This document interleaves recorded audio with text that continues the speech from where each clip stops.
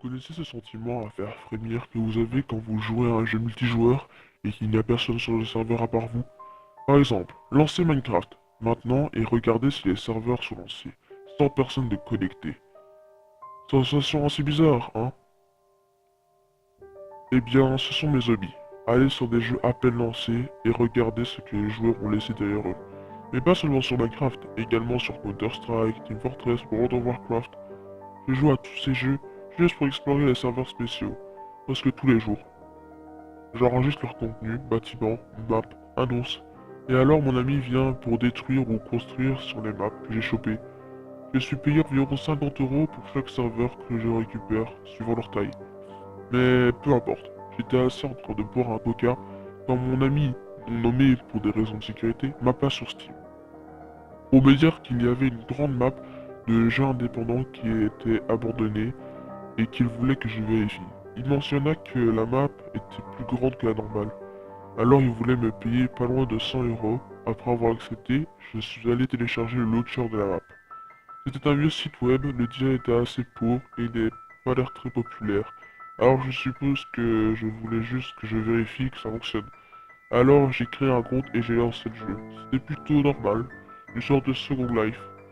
Le jeu où vous pouvez construire et acheter des trucs. Alors je suis allé à l'écran de maintenance et j'ai regardé les statistiques d'hébergement. J'ai trouvé que le serveur avait été lancé d'un simple ordinateur qui avait un proxy. Je ne pouvais pas afficher la position pour donner un bon ping à mon ami. Mais comme ils étaient probablement en train de le supprimer, je supposais que j'allais juste l'inventer. J'ai regardé vite fait les autres serveurs et il semblait que seul celui-là était activé. Ils vont sûrement l'effacer et arrêter le projet. Alors j'ai compris pourquoi j'aurais un si gros salaire si je le récupérais. Je suis rentré dans le serveur et l'écran de chargement est apparu. Conseil et bistrot et des images envoyées par les joueurs sont en jeu.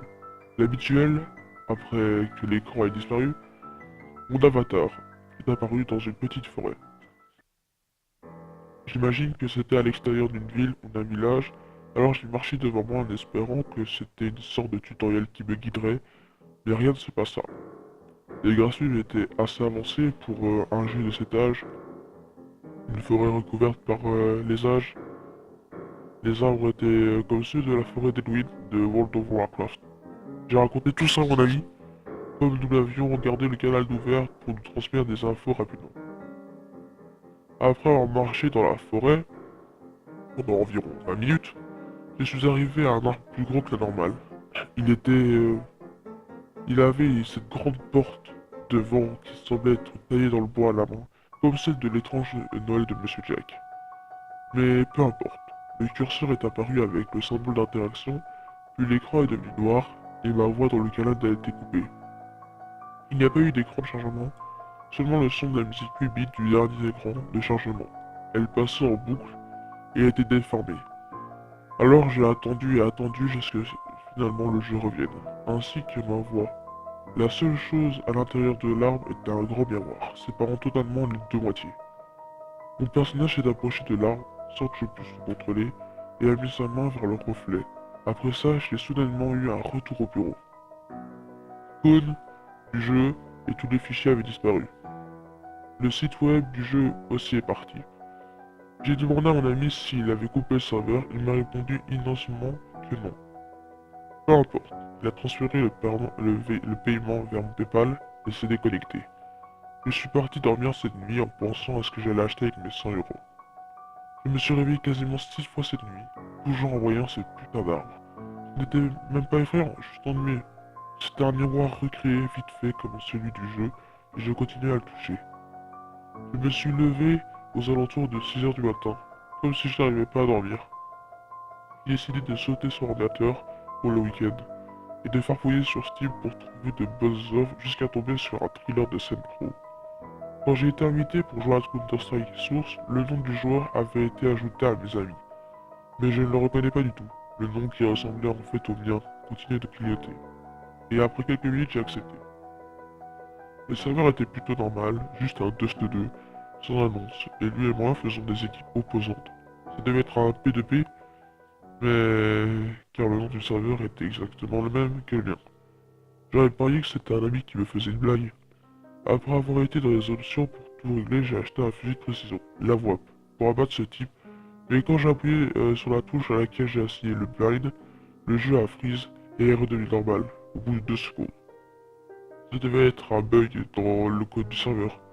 J'ai continué la partie avec le Trusky Hunt Block après avoir couru hors du spawn. J'ai pu entendre un rire lointain ou un fou rire venant de l'autre côté de la map. Ça devait être un script de plugin ou autre, donc j'ai continué. Je cherchais ce gars depuis 10 minutes. J'étais sur le point de partir quand je l'ai vu du coin de l'œil courir sur la passerelle. Je l'ai suivi, mais quand je suis ressorti de l'autre côté, je n'ai pas vu le reste de la map, mais à l'intérieur d'un grand arbre et le grand miroir qui s'étendait à travers mon écran. Le reflet n'était pas celui du terroriste que j'étais en train de jouer, mais de moi. Assis devant mon clavier, j'ai lancé mon casque et vérifié ma webcam. Rien n'était allumé. C'est quoi ce bordel? Dans le reflet, ma main a quitté la souris et a commencé à lacérer mon bras avec les ongles. Mon reflet souriait pendant tout ce temps. Les lacérations ont commencé à apparaître sur mon bras alors que le reflet se mettait à rire. J'ai crié et j'ai éteint l'ordinateur avant de disparaître. Mon visage a clignoté sur l'écran et pourri. J'ai attendu pendant 4 jours avant de rallumer l'ordinateur, mais finalement je me suis dit, je dois le faire. J'ai rallumé l'ordinateur et démarré Word. Le programme s'est fermé aussitôt que Battlefield 3 se lança. Quoi? J'y dois. Je n'avais même pas lancé Battlelog, c'était trop suspect. J'étais sur le point d'éteindre le PC à nouveau, en ayant peur de recevoir le doppelganger. Cela serrait encore et encore. Mais j'ai vu que j'avais été invité par un ancien ami. Le serveur était plutôt normal, juste un match à mort par équipe sur la frontière Caspienne. J'ai spawn et choisi mes armes. Après soi, j'ai ouvert un chat avec mon ami, Oli Statique. Allô? Dis-je dans le microphone. Oli Statique est revenu. Viens mec, fais pas ça maintenant, dis-je l'espoir d'une réponse. Quoique, jouons simplement. Je me suis promené dans la map en cherchant mon meilleur ami au milieu de tous ces arbres, près de la station de gaz. J'ai vu un perso courir derrière un bâtiment. Ce n'était pas une apparence semblable au joueur du perso du jeu. Je me suis souvenu alors de Dust 2 et j'ai cherché à éteindre le PC. J'ai éteint le bouton power et j'ai appuyé dessus. J'ai regardé mon écran et tout ce que j'ai pu voir était que tous les arbres portaient la même porte que celle du grand arbre. Oh merde! Et je tire en détournant le regard. Le power n'avait pas éteint le PC. En effet, mon personnage marchait sans faire attention vers le plus grand arbre. La porte s'est ouverte, je pensais deviner qui était assis encore une fois devant le miroir du doppelganger. Ah oui, assis exactement comme moi, regardant fixement l'écran, les yeux vides. Il avait changé depuis la dernière fois que j'avais vu. Ses yeux coulaient et on apercevait de l'os sous la chair et de la peau sur son visage.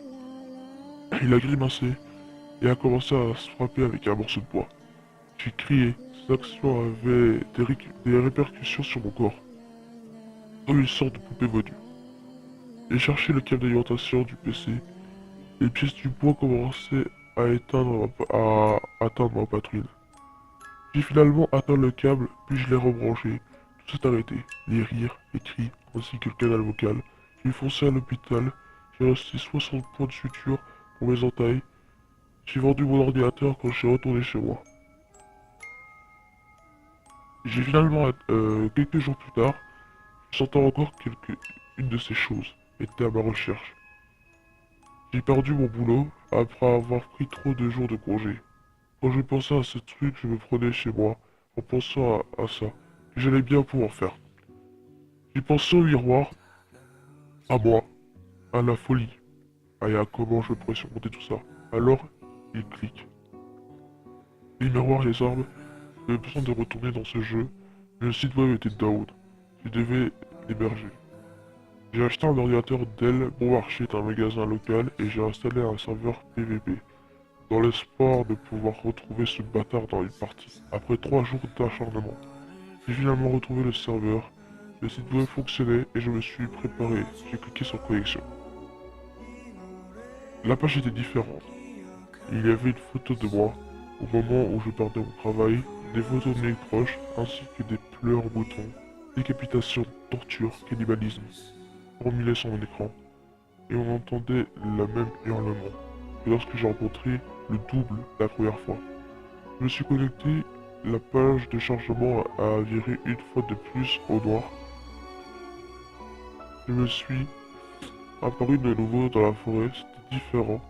Il y avait des taches de sang, des corps accrochés aux branches d'arbres, et tout ce qui me suivait avec un regard froid, avec des yeux noirs dès que mon personnage avançait. Je tremblais dans la vie réelle et à la frontière entre la réalité et le jeu semblait inexistante. Je progressais de plus en plus profondément dans la forêt. Je marchais tout seul maintenant, pas de clavier, pas de souris, c'était moi. J'ai continué malgré les cadavres qui ne cessaient d'apparaître devant moi. Je devais le faire, je devais continuer, je le devais. Jusqu'à ça, j'arrivais finalement à l'arbre. J'ai traversé la porte principale, plus je m'approchais du miroir, et puis des cris et des rires horribles me cassaient les oreilles. Je me suis vu, couvert de sang par terre, les yeux noirs, en train de me fixer. Puis il a commencé à ramper vers moi. Il a cassé le miroir. Le temps semblait s'être arrêté. J'ai retiré mon miroir de poche de toutes mes forces. Je l'ai montré au double. J'ai entendu une explosion de cris faisant saigner mes tympans. Mais je devais tenir bon. J'avais cette volonté. Je me suis réveillé soudainement dans ma chambre, sur le sol, couvert de sang et les miroirs dans ma main gauche. Je me calmais. C'était terminé. Je me suis relevé, après une rapide douche et un verre d'eau. J'ai pris ma voiture aussi vite que je pouvais, je me suis rendu au pont le plus proche. J'avais le miroir, je l'ai jeté à l'eau, et je suis rentré sans attendre. C'est pourquoi j'ai écrit cette pour vous sauver de tout ça. Faites attention quand vous rejoignez n'importe quel type de serveur vide ou abandonné. Vous pourrez entendre les rires, car si vous racontez votre propre double, je le crains le pire. Quelques mois plus tard, des miroirs comme celui-ci que j'avais utilisés ont été retrouvés par centaines dans des lacs. Et j'ai bien l'impression qu'il ne fera plus une seule fois cette erreur.